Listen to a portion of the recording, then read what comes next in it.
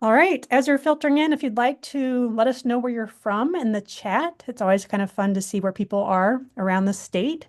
And occasionally we'll get people from other states. But for this type of webinar today, I imagine most of you are from somewhere within Iowa.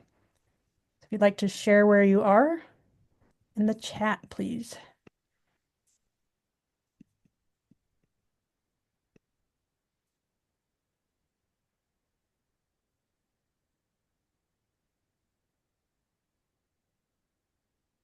The purpose of today's webinar is to give you some information about resources that Iowa DOT's Living Roadway Trust Fund and the UNI Tallgrass Prairie Center can provide to your county. Some of this is also applicable to cities.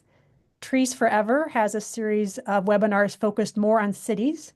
So if you're really interested in resources for cities specifically, I encourage you to check out the Trees Forever webpage and look into their webinars. But today we'll be a little bit more focused on counties. So hopefully that's why you're here. We'll have two presentations. The first one will be from Kody Unstad. So he will share what the Living Roadway Trust Fund can offer to counties that would like to start a roadside program. Oh, thanks. I see in the Q&A we have someone from Fairfield. Thank you for letting us know the chat does not seem to be working very well. So if you'd like to type any questions or where you're from in the Q&A, that does seem to be working. I will see if I can adjust this. There. I've adjusted the chat settings. That might be a little bit easier. You should be able to type if you'd like to share where you're from in the chat. You're welcome to do so. And as you think of questions, you're welcome to add those as well. We'll probably save questions for the end of each of our presentations. I will turn control over to Kody. All right. Well, hi, everybody. Thanks for joining me. Today, I'm going to give an overview of Iowa's Living Roadway Trust Fund program and some of the resources available through it. So like Kristine said, my name is Kody Unstad. I am the program assistant for the Living Roadway Trust Fund. I actually work for a consulting firm as an environmental scientist. Our firm's name is Felsberg, Holt, and Ulevig, but we have an on-call contract with the Iowa DOT to provide program assistance for the Living Roadway Trust Fund as needed. The program coordinator for the Living Roadway Trust Fund is Tara Van Was, and she is based out of the Iowa Department of Transportation headquarters in Ames, and there'll be contact information for both of us at the end of the presentation. So to start with, I'll go through a little bit of Iowa history that led to the creation of the Living Roadway Trust Fund. Beginning around 1830, the tallgrass prairie underwent one of the most drastic land transformations in human history. So using the steel plow, European settlers converted much of the North American prairie into farmland. This conversion was especially pronounced in Iowa, where 80% of the land cover had once been prairie. Today, around 0.1% of that original prairie remains in Iowa. And so the tallgrass prairie has become one of the most endangered ecosystems in the world, even more endangered than the rainforest. Skip ahead to the mid 1970s when there was a fuel shortage and a rise in fuel prices.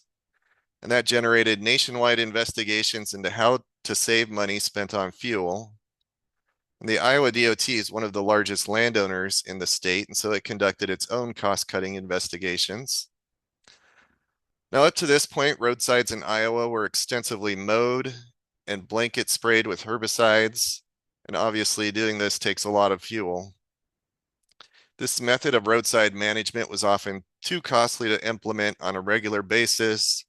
The sprayings were frequently ineffective at controlling invasive species, and the excessive spraying had the negative effect of increasing surface water contamination.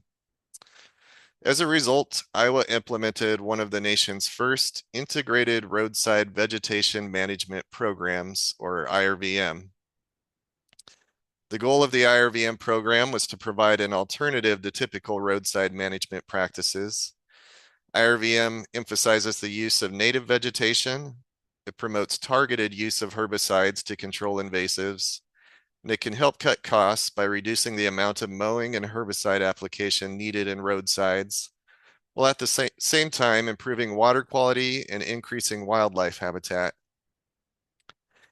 In the 1980s, legislative action established the Living Roadway Trust Fund program to provide funding to support and expand the practices of managing roadside vegetation using IRVM. The legislation established a grant program to help cities, counties, and other agencies implement IRVM. The legislation also provided the initial funding for a roadside vegetation office housed within the Iowa DOT. And in November of 1989, the first LRTF coordinator was hired. So the program's been around for 36 years now. Now, Iowa is very unique in having a program like the Living Roadway Trust Fund. Not many states have something like this. In 1988, the Iowa legislature established LRTF within Iowa Code 314.21. The Living Roadway Trust Fund was created in the Office of the Treasurer of the State. The Iowa Department of Transportation administers the fund, and the objective, using some of the language from the Iowa Code, is to ensure that roadside vegetation is preserved, planted, and maintained to be safe, visually interesting, ecologically integrated, and useful for many purposes. Funding for LRTF comes from three different sources. The first source is the Road Use Tax Fund. This is a flat rate of $250,000 per year. The second source comes from utility access fees, and these are fees that utility companies pay in order to use the freeway right-of-way for their utilities. This amount fluctuates from year to year, but averages around $150,000 annually coming to LRTF. And then the third source comes from REAP. Hopefully some of you out there have heard of REAP. This is the Resource Enhancement and Protection Fund. As you see on the pie chart, 3% of its annual funding plus a percentage of REAP license plate fees go to LRTF. And so annually this amounts to approximately $350,000 plus 3% of those REAP license plate fees. And so between these three sources, the total annual funding is approximately $750,000 a year. But as I said, can vary based on some of the funding sources. Now, Iowa code specifies how the fund should be allocated between states, or the state, counties, and cities, with 47.5% going to the state, 32.5% going to counties, and 20% going to cities. Now, up to $100,000 from the state portion may be applied to the Iowa DOT for program administration, including publications, public outreach, meeting expenses, and program assistance. For the upcoming fiscal year, we anticipate using $60,000. $75,000 from the county portion goes directly to the University of Northern Iowa, and this is to fund the state roadside specialist position.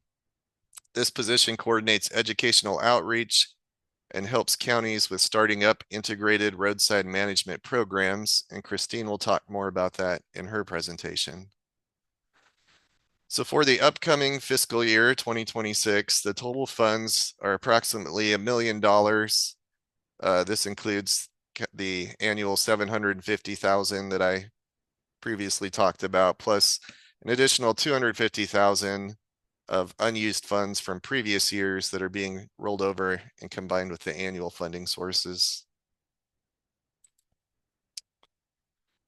Working through many partners in Iowa, the Living Roadway Trust Fund uses these funds to support IRVM programs and to educate the public on the benefits, use, and care of roadside vegetation, including the use of native plants. This is accomplished through four primary methods. First of all, grants, which are administered by the Iowa DOT. The grant program provides funding for IRVM activities. through publications produced to inform the public about aspects of IRBM geared for all audiences, ranging from youth to adults, from professionals to the general public. Through research, which is sponsored to address questions about best management practices of IRBM, develop new and innovative solutions to roadside issues. Past funded research has ranged from issues such as roadside butterfly habitat to vegetation management. And lastly, through educational programs, which are sponsored to develop high quality publications and seminars to educate the public about the benefits of IRBM or to provide training opportunities to professionals in the field. Next, I'll go into some details about the annual grant program. Grants are eligible to Iowa cities, counties, or public or private entities that have a statewide impact. However, cities and counties must have an IRVM plan on file with Iowa DOT in order to be eligible to receive LRTF grant funds. So what's in an IRVM plan? You can kind of look at it as creating a business plan or a guidebook for your specific county or city on how to approach managing vegetation along your roadsides. Reasons for creating an IRVM plan. It helps identify your city or county's goals for the IRVM program. Having a plan in place helps when there are staff changes so the program can continue to move forward toward those goals. Example goals could be to save money or reduce noxious weeds. Record keeping, it documents why the plan was first adopted, and as it's updated through the years, it will show how your program's focus may have changed over time. It will provide consistency through staff changes. To guide decision-making, the plan will establish a management hierarchy, including defining the Board of Supervisors' role in overseeing the program. Will clearly state who makes certain decisions within the program. The plan references local laws and regulations. Examples would be mowing laws, herbicide spraying laws, at-risk species, noxious weeds, winter maintenance operations, and the process of removal of obstructions from the right-of-way. The plan should reference local permitting processes and include permit application forms, as well as noting the repercussions to violators. The program operations section of the plan explains what to do and when to do it, such as annual operations, trainings for safety, fire, or herbicide application should also be included in this section. The methods section of the plan should state your county's approach to vegetation establishment and maintenance, and once created, can serve as a great guide for new employees. The IRVM plan will include storage plans for seed, erosion control materials, and chemicals. It will identify your limits for what you can order, obtain, and store without having to make other arrangements. The plan identifies your annual budget and could also include a summary of what was spent in the prior year. The budget can help demonstrate how IRVM is working and cutting costs for your county. And I want to emphasize that IRVM is intended to be cost effective in addition to being environmentally sound. This cost effectiveness should hopefully be reflected in your budget when you start doing IRVM. And if you're unsure if your county or city already has a plan or when it was last updated, you can reach out to LRTF or check the LRTF website, which I think was recently updated with all current IRVM plans. Plans are supposed to be updated every 5 years to make sure they stay current. And then additionally, we now have a Microsoft Word document that serves as both guidance and a template to aid in completing your IRVM plan. Each required section has text describing what should go in that section. And if you use the correct fonts, it'll automatically generate a table of contents. And if you consider yourself to be technology challenged, you can send it to us and we'll help finalize it. Or if you have it in another format, we can put it in the template for you. So that's IRVM plan. So back to the grant program. In addition to having a plan on file, your grant applications must be related to the goals of IRVM, and these goals come from Iowa Code and are summarized here on this slide.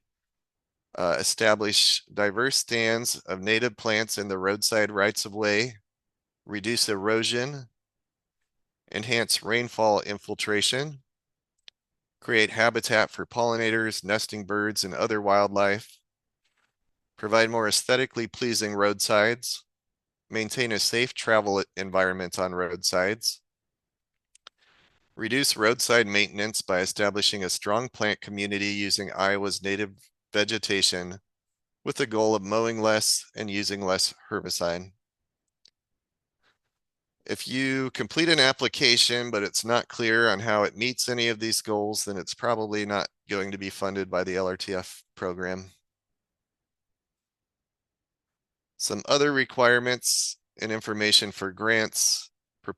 Proposed projects must be located on city, county, or state right-of-way or on public land immediately adjacent to the right-of-way. Grants require either a cash or in-kind matching contribution of 20% or the maximum allowable amount of the grant, whichever is less. However, research and education projects don't require any matching funds.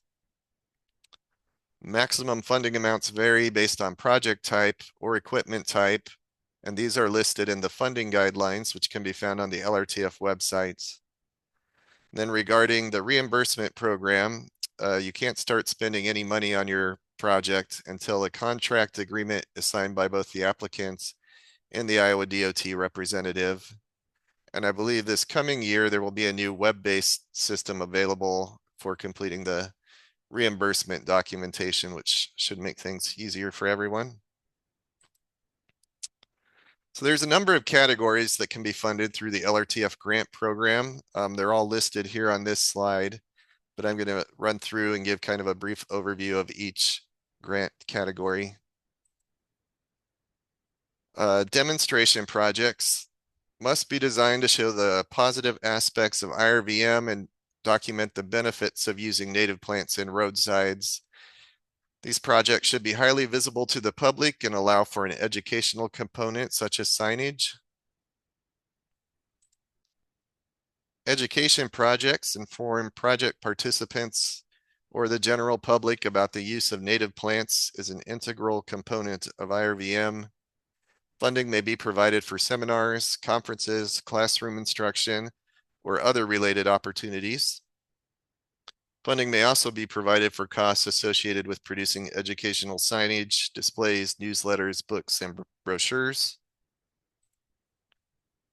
Outdoor learning environments, they're a little bit of their own category. These are projects which are developed for teaching and related educational purposes on public properties. They're eligible to be funded through a separate outdoor learning environment grant process of the LRTF, so not necessarily the annual grant process that you go through for all the rest of the grants. This is a three-phase grant process that's been created to build a network of support for projects that are designed, installed, established, and maintained to be a long-term resource. And these are typically affiliated with schools. Grants can be written for electronic equipment.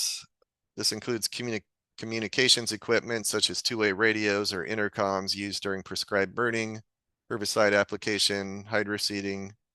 It also includes GPS equipment and software, spray loggers that document where herbicide is sprayed, and also weather conditions at the time of the spraying are a common need for roadside programs.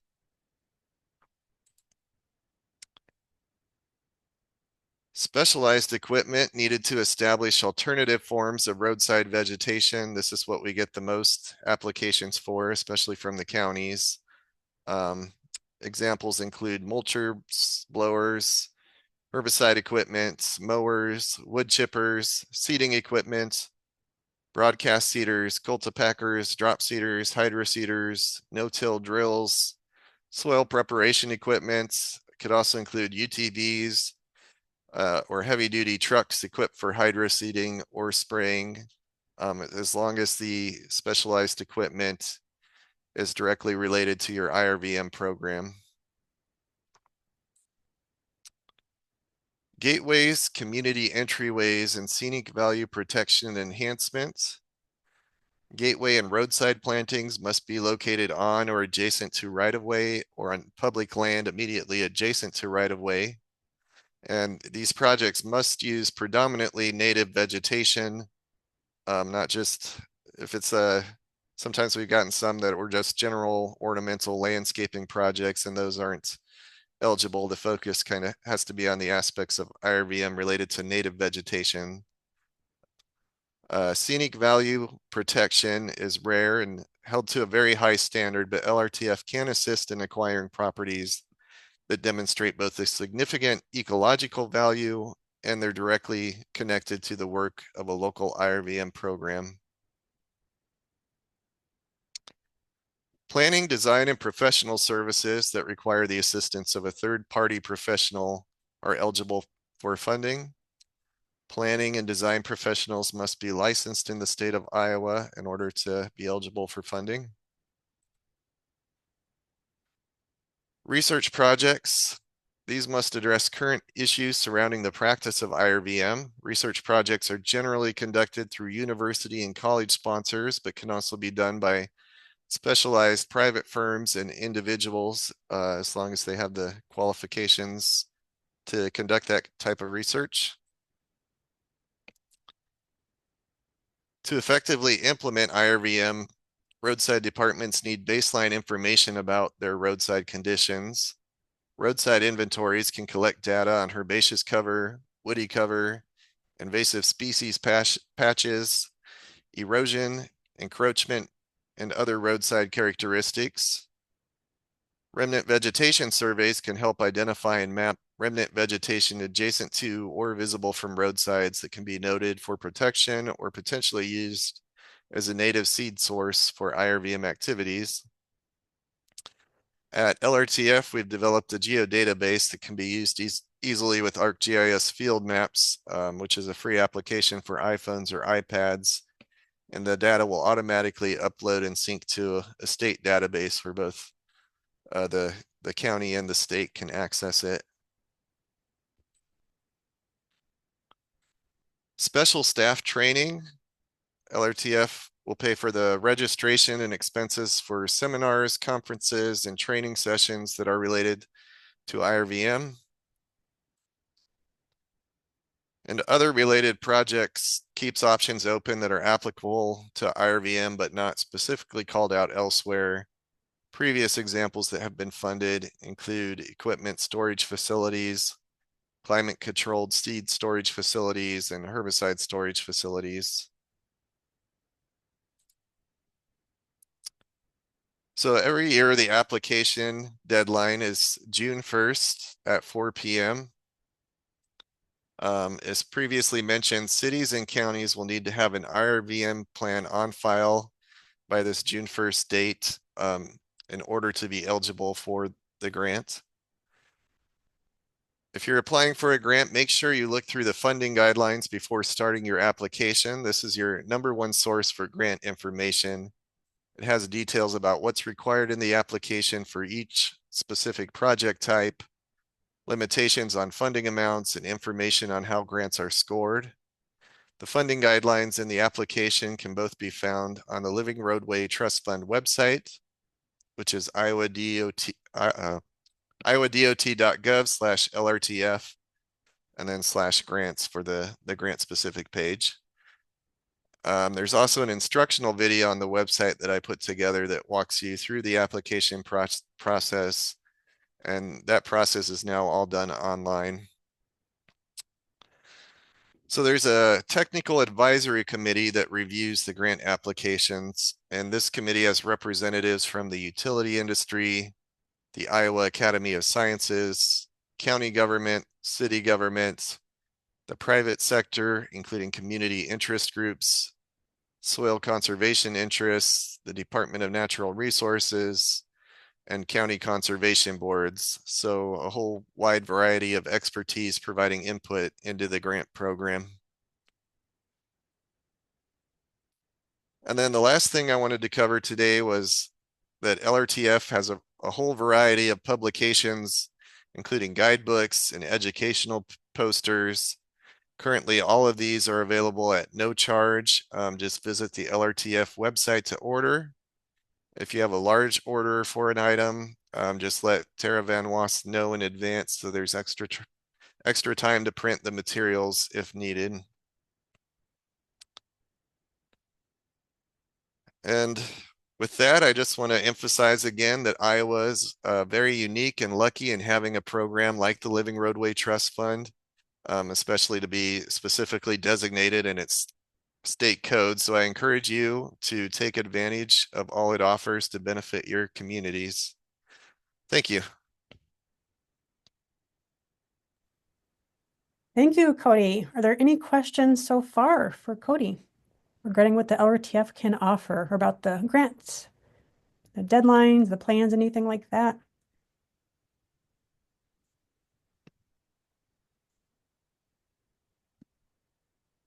Okay.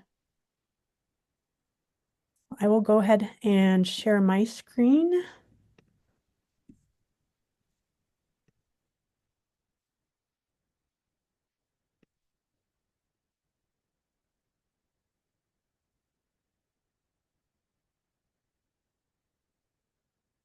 All right, I'm Kristine Nemec. I'm the Roadside Program Manager at the UNI Tallgrass Prairie Center. And I'll talk about different resources I can offer that kind of complement what the LRTF can offer. One is free seed to you for your roadsides. Many counties will need seed after they have a road regrading project or after a ditch clean out where they have to excavate soil that's eroded into the roadside from adjacent land. Those are probably the two most common reasons a county might need seed for their roadsides. Some counties have adopt a roadside prairie programs where county residents, if they live along a secondary road, they can actually request native prairie seed be planted in front of their house.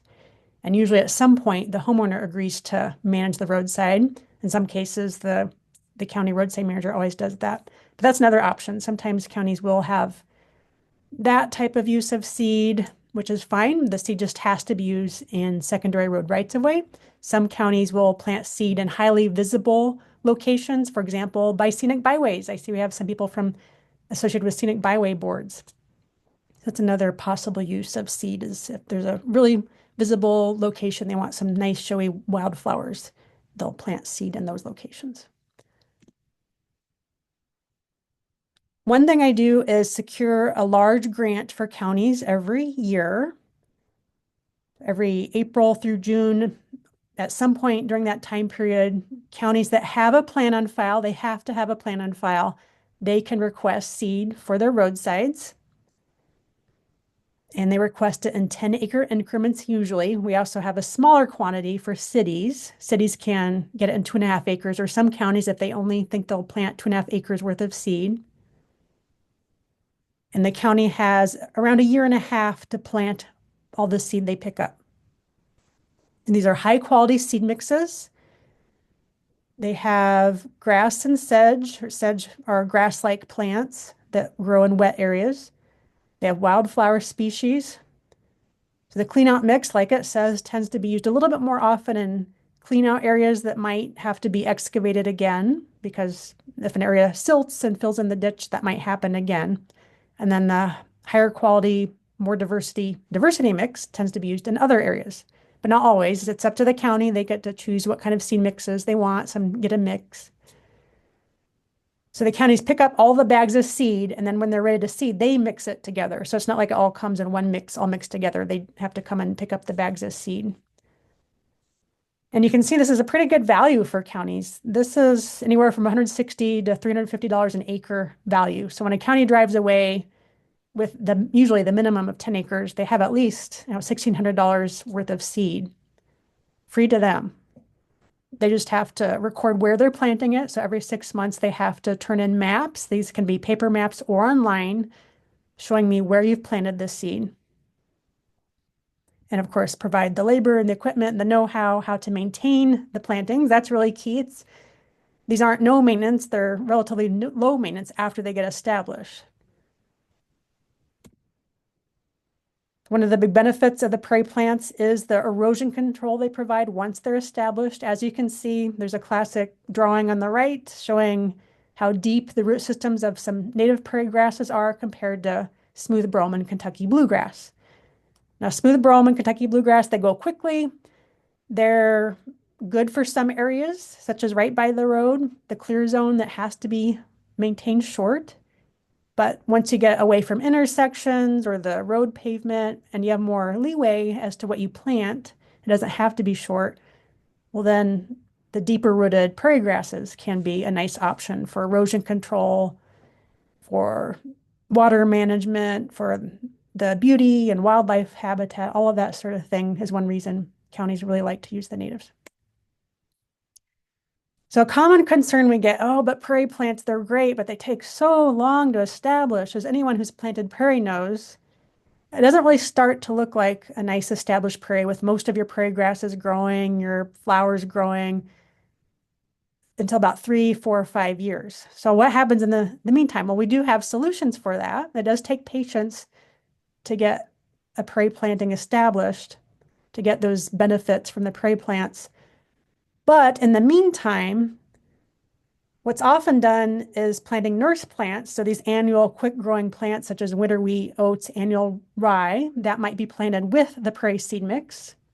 Or sometimes these are just planted, like let's say it's a time of year when it's not the ideal time to plant prairie plants. Maybe it's early summer or something like that, or you just don't have what you need to get the prairie in. Well, these can at least get some cover established. So it shows, yes, it's intentional. We're growing something. It's reducing erosion and reducing weeds from coming in. So this is one thing that helps kind of stabilize the soil as those prairie plants are growing really slow that first year. They're really slow. But you have this other option. You can stabilize the soil while they're starting to just get established. In the seed mixes, we always include some of the prairie plants that are a little bit faster establishing than the others. So Canada Wild Rye, Side Grandma, Black-Eyed Susan to provide some color. These are sort of the classic prairie plants that will get going a little bit quicker, start to provide some of those benefits, that coverage of prairie plants early on. So in the second growing season, these might be more popular, more visible and established. So that also helps as you're waiting to get more of the prairie plants going. And finally, signage that helps signal to everyone, yes, this is intentional. It's not just a weed patch, it's a prairie in progress. These are signs that I provide to counties if they have a plan. I can give you some of these. And some counties prefer to use their own signs with their county logo on it, and that's fine too. But we have found signage can be, usually it really helps signal what's going on and helps with acceptance of the plantings. So this is an example of a seed report. There's a form you turn in every 6 months just saying how many acres were planted in this previous 6 months, where it was planted, how it was planted, whether it was broadcast or drilled, that sort of thing. I just really like this quote about one of the benefits of having prairie plants in the ground. Once they're established, they don't need as much mowing. So it can really free up people's resources to spend time on other things for the county. In this example, the engineer would he'd rather have his road personnel inspecting culverts. He thought that should be a bigger priority than mowing. So yes, of course, we have to mow by the road, but once we get away from that, in this seminar, he said, we really want to focus more on safety as far as the culverts and actually preserving the road pavement as opposed to spending time and money mowing. So that's one big advantage of prairie plants. So this is a map that I maintain showing the current county and city participation in roadside programs. The counties with a green background have a roadside vegetation manager on staff. So this is usually someone who's at least half of their duties are maintaining the roadside vegetation. Most of these counties, this is pretty much their main job, is maintaining the roadside vegetation. And if they work for secondary roads, often in the winter, they're also helping move snow or whatever else needs to be done. And also winter is a big time for removing brush, because I know that's a common question. Well, what do these people do in the winter? Well, there's still plenty to do in the winter, because that's the best time to cut the brush and apply herbicides. It's easy to find the brush. You don't have to worry about the Migratory Bird Treaty Act and other kinds of wildlife issues affecting birds. So they stay plenty busy often with brush control or maybe working on their grant applications, paperwork associated with that, outreach, snow removal, snow plowing, that sort of thing. So the county's in green. They have a roadside vegetation manager on staff. If they have that little plant check mark in the lower right, the black symbol, that means they have a plan on file. So we currently have 62 counties with plans on file. That number just continues to increase. There's just more and more interest about getting a plan, being able to apply for grants. And we're up to 25 cities. So on the lower left of each county, if you see a little document symbol, that indicates there's at least one city in that county that has a plan. So you can see, I think this tends to spread by neighbors. They hear about a neighboring county having good luck with this program, and then they tend to get one.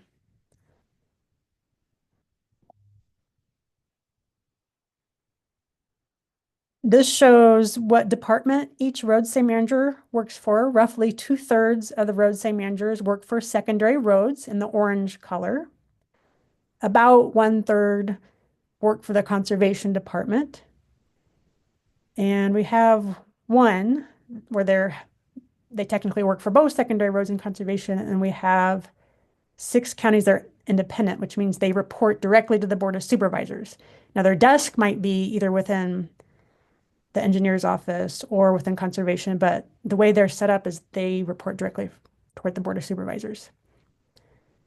So this can be kind of handy if you're considering getting a program. On our website under tallgrasspricecenter.org.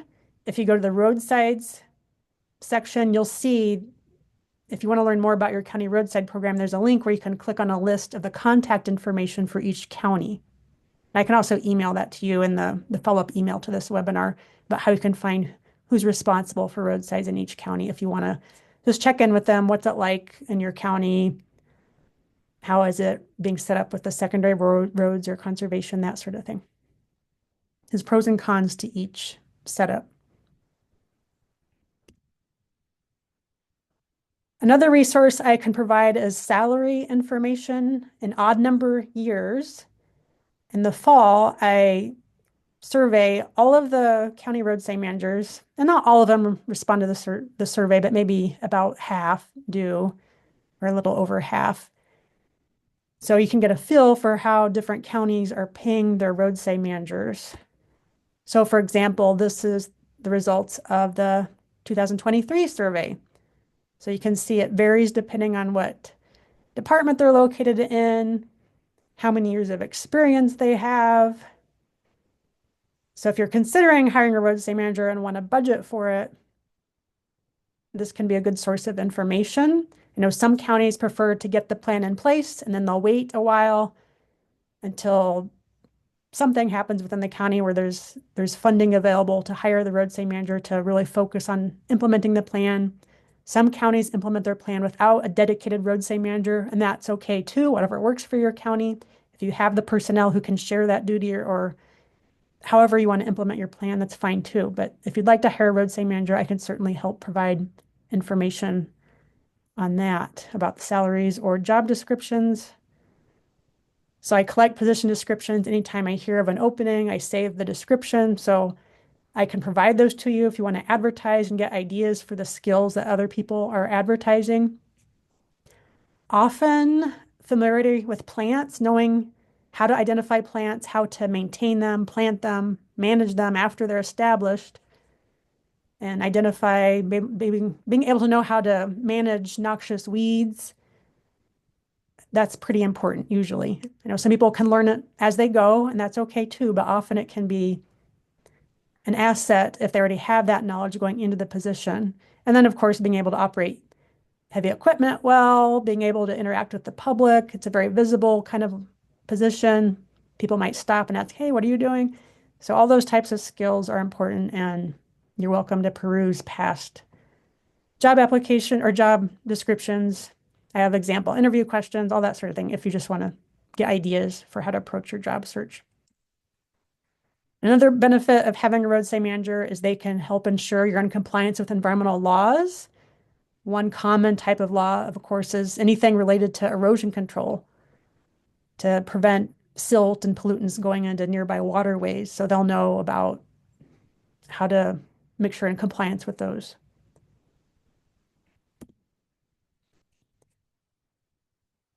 We have an IRVM technical manual that has chapters on best practices for topics from anywhere from communicating with county officials, like how to get a program started, seeding, erosion control, invasive species control, pollinator habitat establishment. We're currently revising the manual. It should be done later this year, and that will be released as a PDF that we'll send out to all the counties, make sure they're aware of it. It'll be on our website too in more of an interactive form. I know some people prefer to go to a website and click on hyperlinks directly through a website. So either way, if people want the website form or the PDF form, that'll be complete and up to date with the latest information. We communicate a lot with the counties and learn directly from their experience, their wealth of knowledge. The roadside managers have been doing this in a challenging environment. These narrow county roadsides aren't the easiest places to establish plants, but when they do, it can be very successful for the county. And this is a summary of their wealth of knowledge in this manual. So this is a great resource. In addition, of course, to talking to other people, but here it is in paper, all the best practices that we know of for doing this.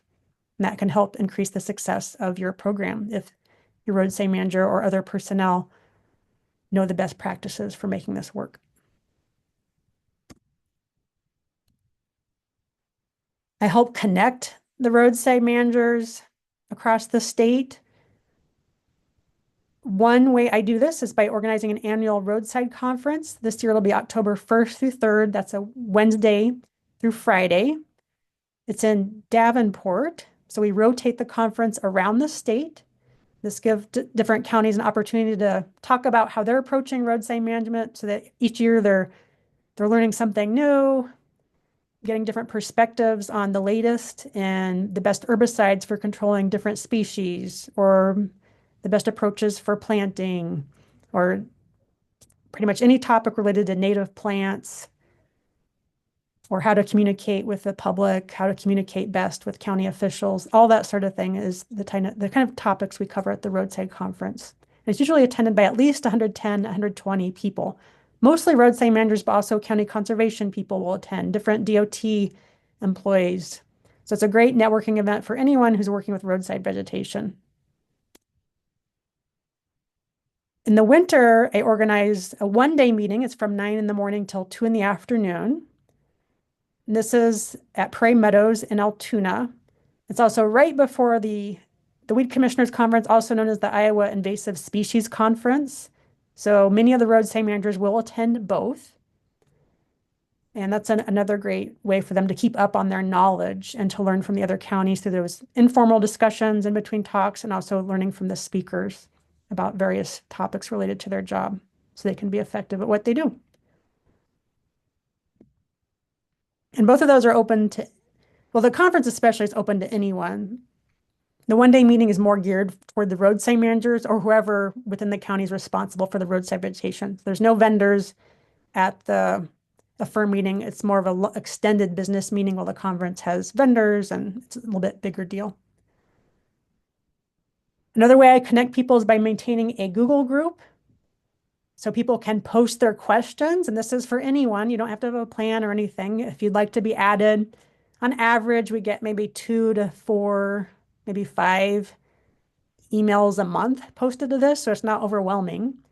But you can get a feel for what kinds of questions are asked. Often it's maybe someone is trying to learn more about a new piece of equipment they might want to buy, and they'll just throw it out there. And there's like 140, at least 150 people on this Google group, and they can weigh in maybe just privately to whoever asked it or from the whole group, whichever way, and they'll share their experience with a certain piece of equipment. Or maybe if it's a time-sensitive topic, like a webinar that might be of interest. For example, there's one on wild parsnip. That's today, actually. overlapping with this, but people can sign up for webinars. I also have a monthly e-newsletter, Roaders Digest, which again, anyone can get. And that's maybe less time-sensitive news, but it's just any kind of information related to roadsides that I hear about that might be of interest to the roadside community.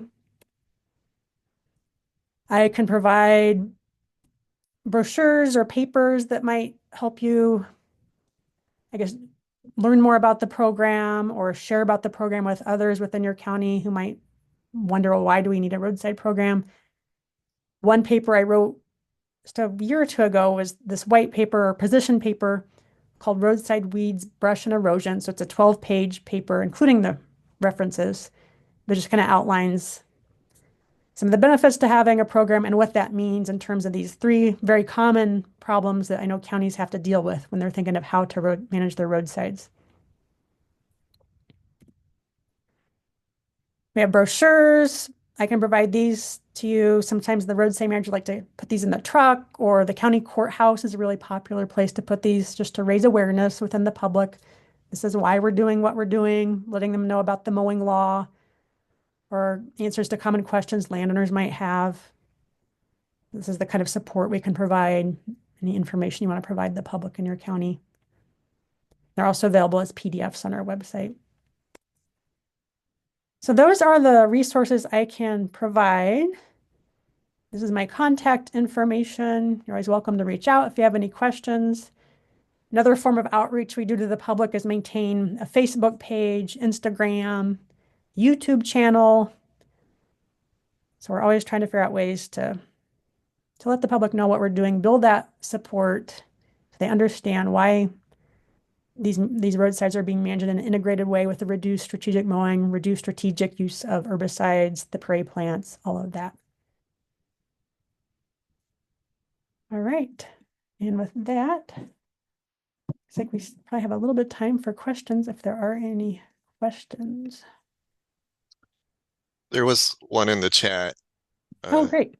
so some counties receive seed without an IRVM plan? Question. The numbers on map, county, and city roadside program slide. Oh, okay. I think they're wondering if some counties receive seed without having an IRVM plan on file. So that's a new requirement, fairly new. I think about 5 or 6, maybe 7 years ago, I started requiring an IRVM plan to get seed. In 2015, the DOT came up with the current IRVM plan requirements, which is on the website. So it's a little bit more structured, a little bit more requirements than there used to be prior to 2015. And a few years after that, we decided, you know what, maybe we're going to require a plan in order to get seed. But before that, there wasn't that requirement. So that's why they might not quite match. If you ever saw a number in a county like, oh, it's gotten seed at some point, but there's no plan. That's because it was before this requirement. But we just want to see that the county has that intention. They've thought about how they're going to implement IRVM, and then they can get the seed, which is it's worth quite a bit. So we just wanted to make sure that they have the plan, and it's part of that. Then Dwayne Heinz had a question in the question and answer that I responded to. He was wondering where he could get a copy of his county's plan. Oh, okay. I'm not sure what county he's from, but if it's a newer plan updated since 2020, it should be on the LRTF website, which I sent a link to that. If it's an older plan, then you need to reach out to Tara directly, and she probably has a copy on file.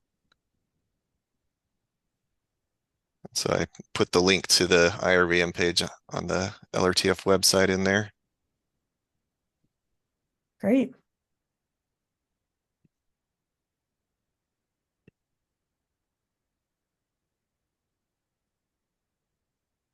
Any other questions?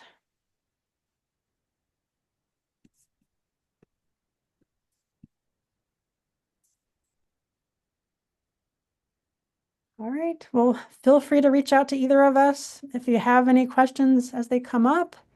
I'll be sending out a follow-up email sometime later this month with a link to the recording, any other resources that you can just click on if that might be handy to have it all in one email, that sort of thing. Enjoy the rest of your day, everyone. Thank you so much for being here and for your interest in roadside programs. Thanks, everybody.